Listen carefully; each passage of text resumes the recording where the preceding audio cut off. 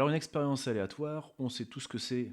En gros, c'est une expérience dans laquelle le hasard intervient. Plus précisément, c'est une expérience pour laquelle on connaît toutes les issues possibles, mais on ne sait pas à l'avance laquelle va se réaliser. L'exemple le plus courant d'expérience aléatoire, c'est pile ou face.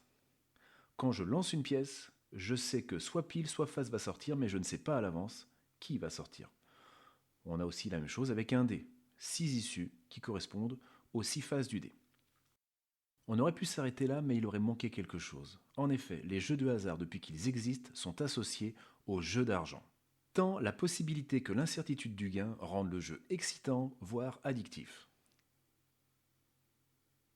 Reprenons l'expérience du lancer de 1 dé.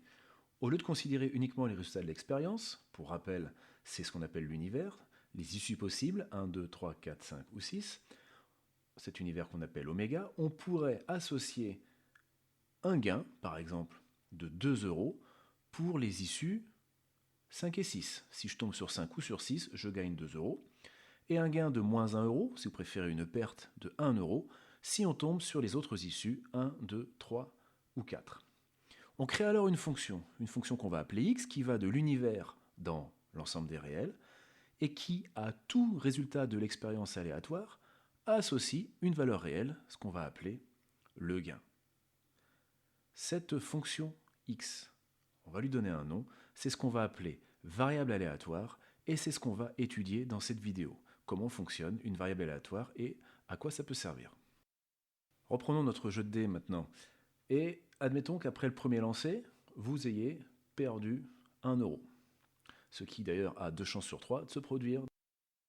Vous aurez forcément envie de rejouer pour vous refaire la cerise, selon l'expression consacrée dans les milieux du jeu d'argent.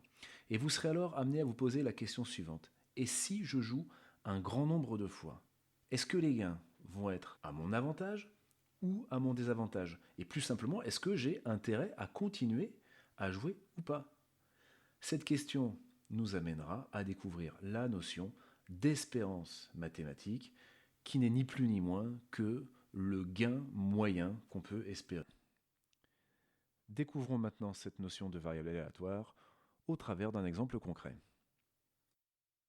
Donc dans cette situation concrète, on dispose d'un jeu de 52 cartes, et l'expérience aléatoire va consister à tirer une carte au hasard. On est dans ce genre de situation, dans ce qu'on appelle une situation d'équiprobabilité, c'est-à-dire que aucune des cartes n'a plus de chances qu'une autre d'être tirée. Question 1. Donc la question numéro 1, il nous faut expliciter oméga, c'est-à-dire l'univers, c'est-à-dire l'ensemble des issues possibles. Donc lorsqu'on tire une carte dans un jeu de 52 cartes, eh bien l'univers, c'est l'ensemble des 52 cartes que l'on peut tirer. Donc oméga égale ensemble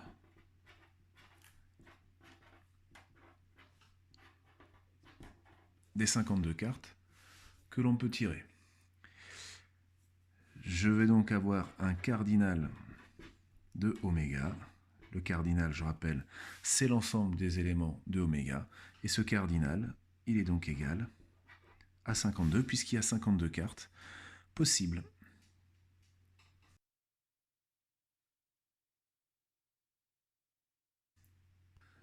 Dans la question 2, on va me demander maintenant quelle est la probabilité d'un événement élémentaire. L'événement élémentaire, c'est quoi? C'est tirer une carte au hasard. Ça, c'est l'événement élémentaire. Quand j'ai un jeu de 52 cartes, je tire une carte. Quelle est la probabilité d'un événement élémentaire? Eh bien, une carte parmi 52. La probabilité va être égale à 1 sur 52. Chaque carte a une chance sur 52 d'être tirée. Et donc on va s'intéresser à plusieurs événements. Les événements A, la carte est un as. L'événement B, la carte est une figure, donc valet, dame ou roi. Événement C, la carte est soit un as, soit une figure, c'est A union B. Et l'événement D, la carte n'est ni un roi, ni une figure. Et on va appeler X la variable aléatoire qui fonctionne de la façon suivante. Si on tire un as, on gagne 5 euros. Si on tire une figure, on gagne 1 euro. Et dans tous les autres cas, on perd 1 euro. Cette variable aléatoire x est une fonction qui va de oméga dans R, oméga étant l'univers.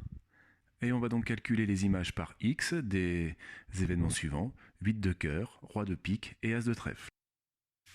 Donc on a x, la variable aléatoire qui va de oméga dans R, et qui donc, à tout événement de oméga, va associer une certaine valeur réelle. Si je prends l'événement 8 de cœur de l'univers et que je prends x de 8 de cœur, c'est là qu'on voit que x est une fonction, antécédent 8 de cœur, quelle va être l'image de 8 de cœur par la fonction x, par la variable aléatoire x?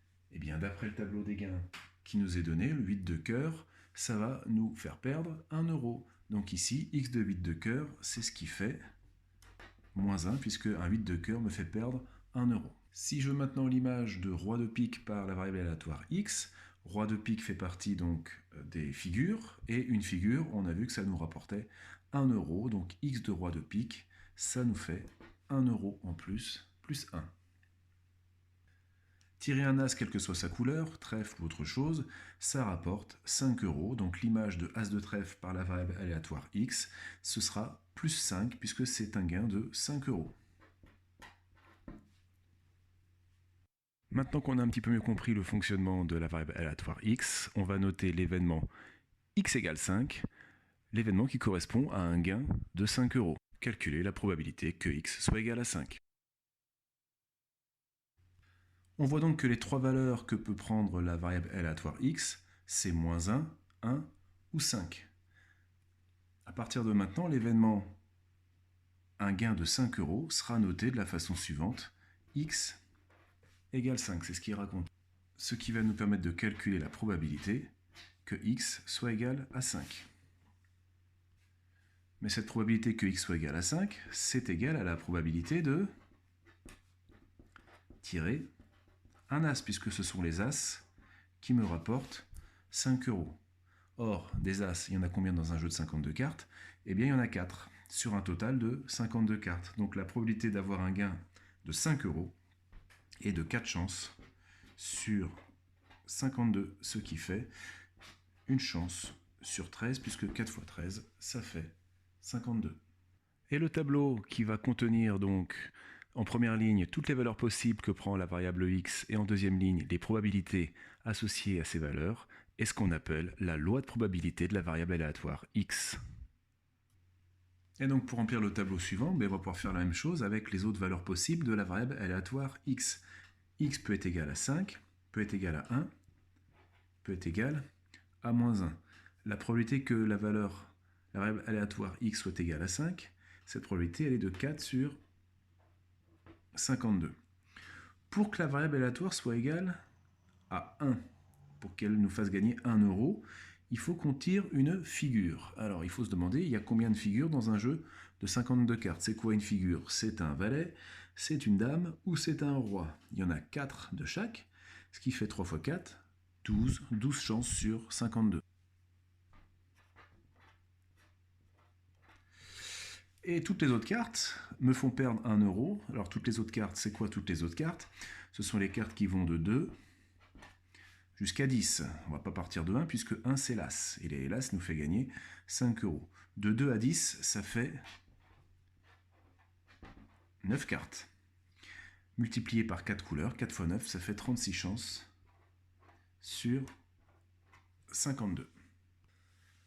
Ce tableau donc, qui est ici, donc qu'on va appeler la loi de probabilité de la variable aléatoire x, c'est sa loi de probabilité qui va donner à chaque valeur possible de la variable aléatoire les probabilités d'obtenir ces valeurs. Eh bien, il y a quand même quelque chose qu'on peut tout de suite vérifier dans ce tableau, c'est que si on a bien fait les choses, la somme de ces trois probabilités doit être égale à 1. Je ne peux pas avoir d'autres possibilités, je ne peux pas avoir autre chose que ces trois valeurs. Donc je ne peux pas avoir autre chose que 100% de chance de faire une de ces trois valeurs. On vérifie que 4 sur 52, plus 12 sur 52, plus 36 sur 52, 36 plus 4, 40, plus 12, ça fait 52 sur 52, et ça fait bien 1. C'est une bonne indication pour dire qu'on ne s'est pas trompé dans nos calculs. Donc à chaque fois qu'on va remplir comme ceci un tableau de loi de probabilité, eh bien, il faudra que la somme des probabilités de ce tableau fasse 1. Et la question qu'on se posera maintenant dans la suite de cette vidéo, c'est de se demander, mais Et si j'augmente le nombre de parties, j'ai joué une fois, je peux très bien tomber sur 5 euros, 1 ou moins 1, mais si j'augmente le nombre de parties et que j'en fais un très grand nombre, est-ce que j'ai tout intérêt à le faire ou pas du tout? Est-ce que les 5 euros qui sont ici vont prendre le dessus sur les moins 1 euro qui sont là? J'ai beaucoup plus de chances de perdre, mais si je gagne 5 fois plus. Alors l'un dans l'autre, qu'est-ce qui va se passer? Eh bien, ça va être tout l'objet de la suite de la vidéo dans laquelle on va traiter de l'espérance de gain, de l'espérance mathématique d'une variable aléatoire. On suppose maintenant qu'on fait 100 fois la même partie. Et on va donc donner les résultats donc dans le tableau suivant. Pour des gains de 5 euros, j'ai 10 parties gagnantes. Pour des gains de 1 euro, 26 parties gagnantes. Pour des pertes de 1 euro, 64 parties perdantes. Calculer le gain total sur ces 100 parties. Donc le calcul du gain sur 100 parties n'est pas très compliqué. J'ai fait 10 parties avec un gain de 5 euros, plus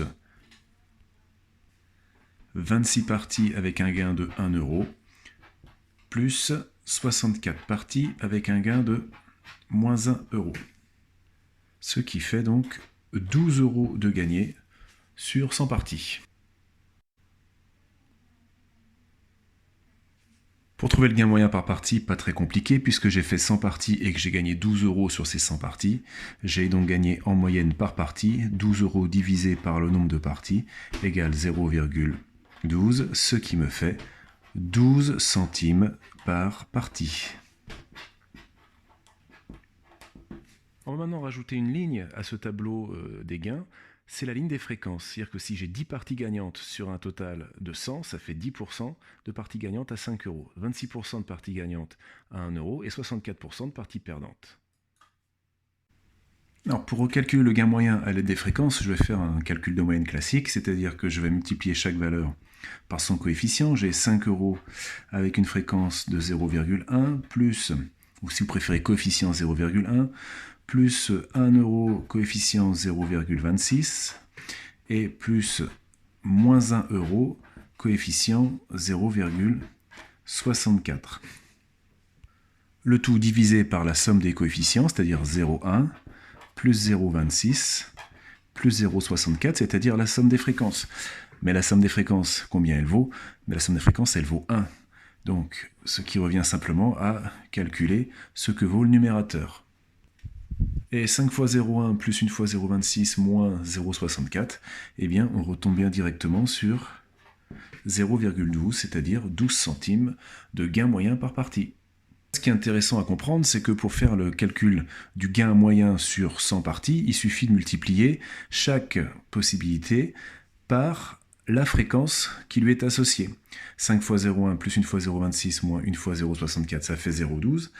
Je vais trouver directement le gain moyen. Si j'augmente le nombre de parties, si je fais par exemple 1000 parties, au fur et à mesure la fréquence qui est ici, les fréquences qui sont ici vont se rapprocher de quoi, d'après ce qu'on a vu en seconde sur les fluctuations d'échantillonnage? Eh bien les fréquences qui sont ici vont se rapprocher de plus en plus de la probabilité de gagner 5 euros. Ça ici, ça va se rapprocher de la probabilité de gagner 1 euro, et la fréquence qui est ici va se rapprocher de la probabilité de gagner moins 1 euro. Et donc, comme les fréquences se rapprochent lorsque le nombre de lancers augmente, le nombre d'expériences augmente, les fréquences qui sont ici vont se rapprocher des probabilités. La probabilité de gagner 5 euros multipliée par 5, plus la probabilité de gagner 1 euro multiplié par 1, plus la probabilité de gagner moins 1 euro multiplié par moins 1, eh bien, ce calcul qui est ici doit correspondre comme celui-ci au gain moyen. Le gain moyen, il va être égal, donc à 5 fois, eh bien, la probabilité que x soit égal à 5, c'est 4 sur 32, plus une fois la probabilité que x soit égal à 1, c'est 12 sur 32, et moins une fois la probabilité que x soit égal à moins 1, c'est-à-dire moins une fois, donc 36 sur 52. Et ce gain moyen ici, si on fait le calcul, fait environ moins 0,08. Contrairement au gain moyen qui est ici, qui était pour 100 parties, qui était un gain moyen sur un cas concret de 100 lancers, ici on va avoir au contraire un gain moyen qui sera lui théorique. C'est le gain moyen théorique lorsqu'on va augmenter le nombre de lancers eh bien, on tendra systématiquement vers un gain moyen négatif autour de moins 0,08.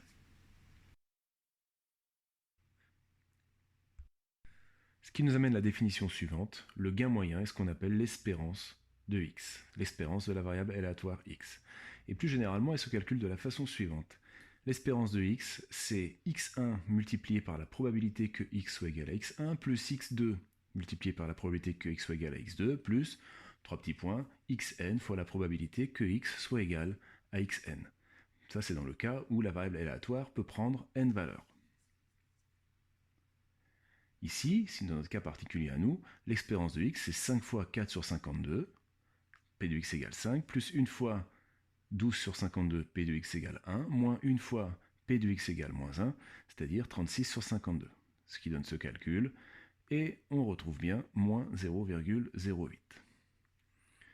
On perd donc en moyenne 8 centimes par partie, ce qui signifie que sur 100 parties, on peut espérer, si on peut le dire ainsi, perdre 8 euros, et que sur 1000 parties, on peut espérer perdre 80 euros. Ce calcul d'espérance nous indique très clairement que ce jeu n'est pas à notre avantage, puisque plus on va augmenter notre nombre de parties, plus on va être sûr de perdre.